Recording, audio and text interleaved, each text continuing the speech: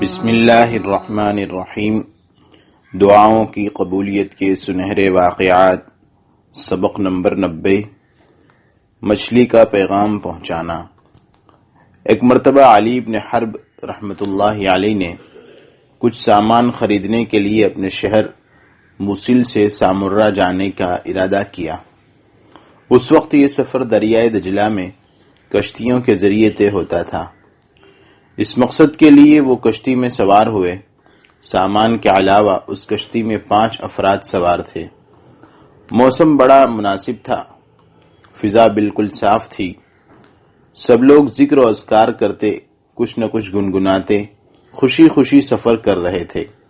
پھر آہستہ آہستہ مسافروں پر نیند کا غلبہ ہونے لگا۔ علی بن حرب کے علاوہ باقی سب لوگوں کی آنکھ لگ گئی۔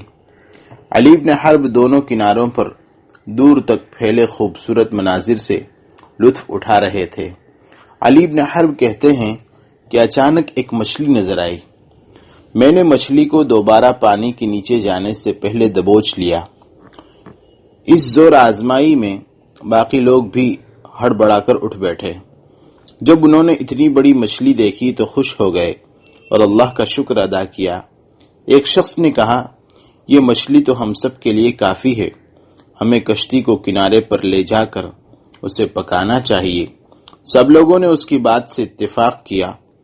جب ہم کنارے پر پہنچے تو ایک چونکا دینے والا منظر ہمارا انتظار کر رہا تھا۔ ایک لاش پڑی تھی، اسے چھری کے ساتھ ذبح کیا گیا تھا۔ چھری بھی پاس پڑی تھی۔ لاش کے قریب ہی ایک دوسرا شخص پڑا تھا جسے مضبوط رسیوں سے باندھا گیا تھا اور اس کے منہ میں کپڑا ٹھسا ہوا تھا تاکہ وہ چیخ و پکار نہ کر سکے اور نہ کسی کو مدد کے لیے بلا سکے۔ ہم سارے حیران تھے کہ یہ مقتول کون ہے، اسے کس نے قتل کیا ہے، اس بندھے ہوئے شخص کا ماجرا کیا ہے۔ سب سے پہلے ہم اس بندھے ہوئے شخص کے پاس پہنچے، اس کے منہ سے کپڑا نکالا، اس کی رسیاں کھولی۔ وہ بہت گھبرایا ہوا تھا۔ مشکل سے اس کے منہ سے یہ الفاظ نکلے، پیاس سے میری جان نکل رہی ہے، تھوڑا سا پانی ملے گا؟ ہم نے اسے پانی پیش کیا۔ پھر اس نے بتانا شروع کیا، یہ مقتول اور میں موصل سے بغداد جانے والے قافلے میں شامل تھے۔ اس شخص کو کسی طرح اندازہ ہو گیا میرے پاس بہت مال ہے، یہ میرے قریب قریب رہنے لگا اور یہ موقع کی تلاش میں تھا۔ قافلے نے رات کے وقت آرام کے لیے ایک جگہ پڑاؤ کیا۔ قافلہ رات کے آخری حصے میں دوبارہ روانہ ہوا۔ میں سویا ہوا تھا، کسی نے مجھے نہیں جگایا۔ اللہ ہی جانتا ہے کہ اس کی کیا وجہ ہے۔ یہ شخص بھی قافلے کے ساتھ نہیں گیا۔ میری جب آنکھ کھلی تو یہ مجھے باندھنے کی کوشش کر رہا تھا۔ میں نے خود کو بچانے کے لیے زور آزمائی کی، لیکن یہ اس وقت تک مجھ پر قابو پا چکا تھا۔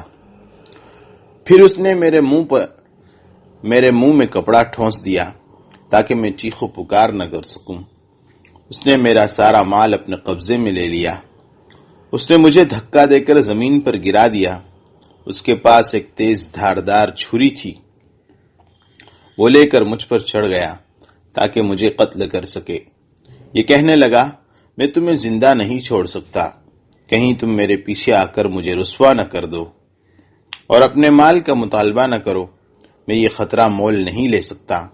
اس نے یہ چھری اپنے تہبند میں اڑسی ہوئی تھی۔ اس چھری کا رخ اوپر کی جانب تھا۔ اس سے پہلے کہ وہ چھری نکال کر مجھ پر حملہ کرتا، اپنی زندگی بچانے کی آخری امید نے میرے جسم میں بجلی سی دوڑا دی۔ میں نے زور سے اپنے جسم کو جھٹکا دیا اور وہ پیچھے جا گرا۔ اس سے پہلے کہ وہ اس ناگہانی حملے سے سنبھلتا، میں نے اس کے کندھوں پر دباؤ ڈال کر اسے نیچے کی طرف موڑا۔ وہ تیز دھاردار چھری اس کے پیٹ میں گھس گئی اور خون کے فوارے نکلنے لگے۔ پہلے اس نے کچھ مقابلہ کیا، لیکن میں دباؤ بڑھاتا گیا اور زیادہ خون بہہ جانے سے اس کی طاقت بھی دم توڑ گئی اور یہ بے دم ہو کر گر پڑا۔ اس کو قتل کرنے کے باوجود مجھے اپنی بے کسی کے عالم میں موت کا پورا یقین تھا۔ نہ تو میں خود کو رسیوں سے آزاد کرا سکا، نہ اپنے منہ سے کپڑا نکال سکا، یہ ایک غیر آباد جگہ تھی جہاں کسی کے آنے کے امکانات نہ ہونے کے برابر تھے۔ میں نے اس بے بسی اور مایوسی کی کیفیت میں اللہ کو پکارنا شروع کر دیا۔ آپ لوگوں کو پتا ہے کہ مظلوم کی دعا کبھی رد نہیں ہوتی۔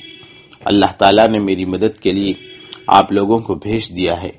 ہم نے اسے بتایا کہ کس طرح اللہ نے ایک مچھلی کے ذریعے ہمیں تم تک پہنچایا۔ اس سارے ماجرے میں ان کی توجہ مچھلی سے ہٹ گئی۔ انہیں یہ دیکھ کر انتہائی تعجب ہوا کہ مچھلی دوبارہ دریا میں جا چکی تھی۔ اس مچھلی کی ذمہ داری پوری ہو چکی تھی۔ اس نے اللہ کی مشیت سے ان لوگوں کو ایک مظلوم شخص کی جان بچانے کے لیے مقررہ جگہ پر پہنچا دیا تھا۔ اسی طرح اللہ تعالیٰ جب چاہتا ہے کسی کام کے لیے اسباب مہیا فرما دیتا ہے۔